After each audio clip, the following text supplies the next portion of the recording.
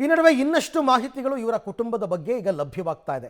In fact Om Prakash ಅವರು ಅವರ ಕುಟುಂಬದ ಜೊತೆ ವಾಸನೆ ಇರಲಿಲ್ವಂತೆ. ಇತ್ತೀಚಿನ ದಿನಗಳಲ್ಲಿ ಕುಟುಂಬವನ್ನೇ ಬಿಟ್ಟು ತಂಗಿ ಜೊತೆ ವಾಸ ಮಾಡ್ತಾ ಇದ್ರು ಓಂ ಪ್ರಕಾಶ್.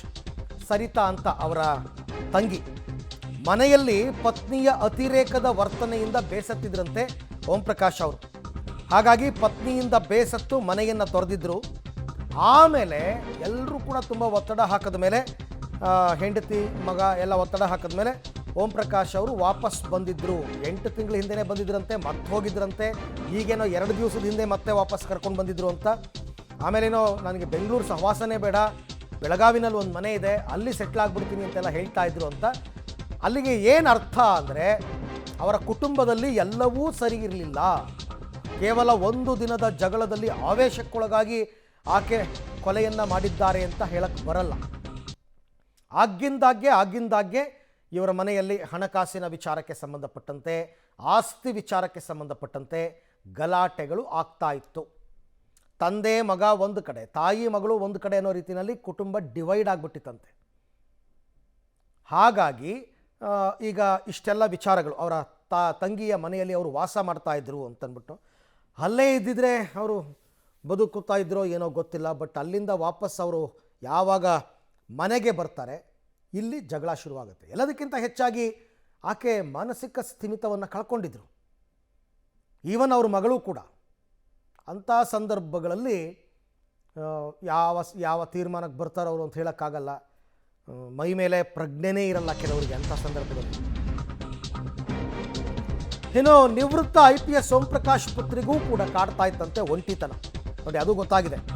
3ನೇ ಮಹಡಿಯ ರೂಮ್ನಲ್ಲಿ ಒಬ್ಬಳೇ ಇರ್ತಾ ಇದ್ರಂತೆ ಕೃತಿಕಾ. ಯಾವಾಗಲೂ ಗ್ರೌಂಡ್ ಫ್ಲೋರ್ನಲ್ಲಿ ವಾಸ ಇದ್ದಿದ್ದು ಓಂ ಪ್ರಕಾಶ್ ಮತ್ತು ಪತ್ನಿ ಪಲ್ಲವಿ. ಫಸ್ಟ್ ಫ್ಲೋರ್ನಲ್ಲಿ ವಾಸ ಇದ್ದಿದ್ದು ಓಂ ಪ್ರಕಾಶ್ ಅವರ ಮಗ ಮತ್ತು ಸೊಸೆ. 3ನೇ ಮಹಡಿಯಲ್ಲಿ ಒಂಟಿಯಾಗಿ ಇರ್ತಾ ಇದ್ದರು ಕೃತಿಕಾ.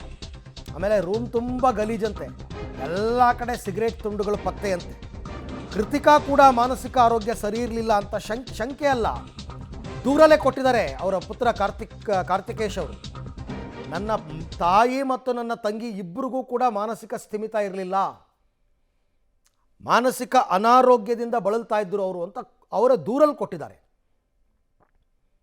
ಹಾಗಾಗಿ ಅವರಿಗೆ ಗೊತ್ತಿಲ್ಲ, ಏನಾದ್ರು ಡಿಪ್ರೆಷನ್ಗೆ ಹೋಗಿರ್ಬೋದು. ಸಾಮಾನ್ಯ ಡಿಪ್ರೆಷನ್ಗೆ ಹೋದವ್ರು ಹೀಗೆ ಆಡ್ತಾರೆ. ಯಾರ ಜೊತೆಗೂ ಸೇರಲ್ಲ, ಯಾರ ಜೊತೆಗೂ ಬೆರೆಯಲ್ಲ, ಯಾರ ಜೊತೆಗೂ ಮಾತಾಡಲ್ಲ, ಸದಾ ಒಂಟಿತನ, ರೂಮಲ್ಲೇ ಇರೋದು, ಏನಾದರೂ ಕೆಲವು ಚಟಗಳನ್ನು ಅಂಟಿಸ್ಕೊಂಡಿರೋದು. ಇಲ್ಲೂ ಅದೇ ಗೊತ್ತಾಗ್ತಾ ಇದೆ, ರೂಮ್ ತುಂಬ ಸಿಗರೇಟ್ ತುಂಡುಗಳು ಬಿದ್ದಿದ್ವಂತೆ. ಈ ಬಗ್ಗೆ ಮತ್ತಷ್ಟು ಮಾಹಿತಿ ನನ್ನ ಕೊಲೀಗ್ ಮುರಳೀಧರ್ ಅವರಿಂದ ಪಡ್ಕೊಳ್ಳೋಣ. ಮುರಳಿ, ಈಗ ಇಡೀ ಅವರ ಕುಟುಂಬದಲ್ಲಿ ತಂದೆ ಮಗ ಒಂದು ಕಡೆ, ತಾಯಿ ಮಗಳು ಒಂದು ಕಡೆ ಅನ್ನೋ ರೀತಿಯಲ್ಲಿ ಕಂಡು ಬರ್ತಾ ಇದೆ. ಅವರ ಕೌಟುಂಬಿಕ ವಿಚಾರಗಳು ಸದ್ಯಕ್ಕೆ ಇಲ್ಲಿ ತನಕ ಏನೆಲ್ಲ ಗೊತ್ತಾಗಿದೆ ಅಂತ?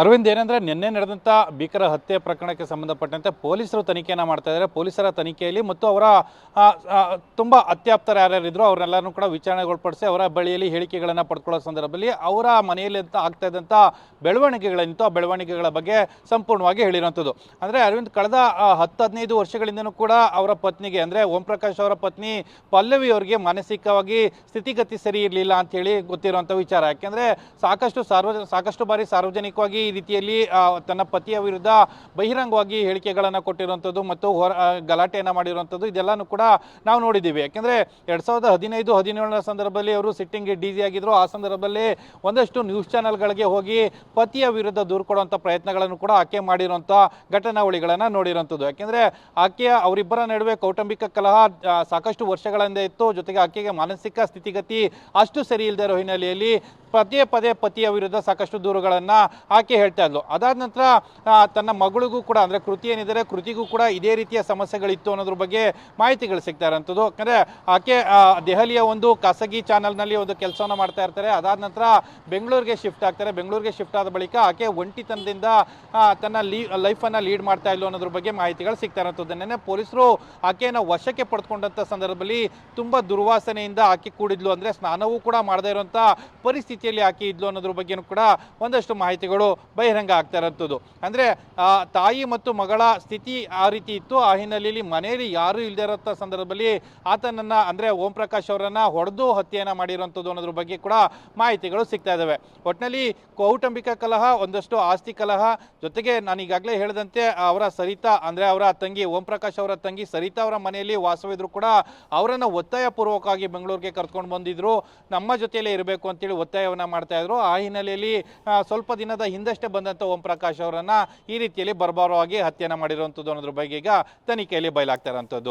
ಹಾಗೆ ಸಂಪರ್ಕದಲ್ಲಿರಿ ಮುರಳಿ, ನಿಮ್ಮ ಜೊತೆ ನಾನು ಮತ್ತೆ ಮಾತನಾಡ್ತೀನಿ. ಇದೊಂದೇ ಅಂತಾನೆ ಅಲ್ಲ, ಹಲವಾರು ವಿಚಾರಗಳು ಅವರ ಕುಟುಂಬದ ಬಗ್ಗೆ ಈಗ ಒಂದೊಂದೇ ವಿಚಾರಗಳು ಬೆಳಕಿಗೆ ಬರ್ತಾ ಇದೆ. ಎಲ್ಲವನ್ನ ಕ್ರೋಢೀಕರಿಸ್ಕೊಂಡೇ ಪೊಲೀಸರು ತನಿಖೆಯನ್ನು ಮುಂದುವರಿಸಬೇಕಾಗತ್ತೆ. ನಿಜವಾಗಿ ಅವರೇ ಕೊಲೆ ಮಾಡಿದ್ದಾರಾ ಇಲ್ವಾ, ಇನ್ಯಾರ್ದಾದರೂ ಕೈವಾಡ ಇದೆಯಾ, ಎಲ್ಲ ಆಯಾಮಗಳಲ್ಲೂ ತನಿಖೆ ನಡೆಯುತ್ತೆ.